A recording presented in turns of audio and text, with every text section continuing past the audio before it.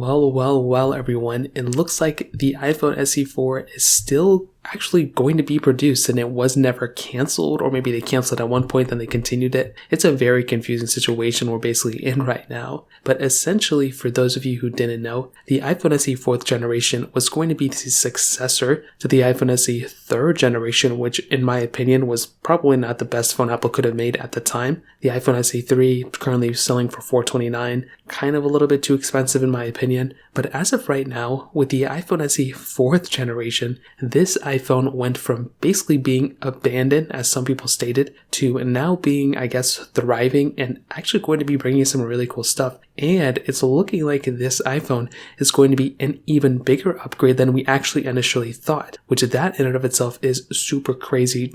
That in and of itself is just insane. So what happened was Ming-Chi Kuo yesterday, who's a fairly reliable leaker for the most part, basically stated in a ton of tweets that he basically tweeted out yesterday or 2 days ago, he basically said that Apple is still going to be continuing basically the iPhone SE development. It looks like they are reversing their first stance, which was they were going against, basically making an iPhone SE. Now they're going through and they're going to make it again. Now, he did go on to state some key things within this iPhone that's going to be changing. So for one, it looks like this specific iPhone is going to be releasing probably in 2024. So it's not going to be coming out this year, which is probably expected and is probably for the best when you do actually get an iPhone like an iPhone SE 4th. It's coming from the iPhone SE 3 that just came out last year. You do have to give it a little bit of time, so I do kind of understand that. So if it doesn't come out this year, basically this March, it's going to be the 1 year anniversary of the iPhone SE 3. I think that's totally fine and I don't really have too much to complain about there. But this is where things start confusing me. And this is where things start making more sense to me. So it's both confusing and not making sense to me at the same time. But it's also making sense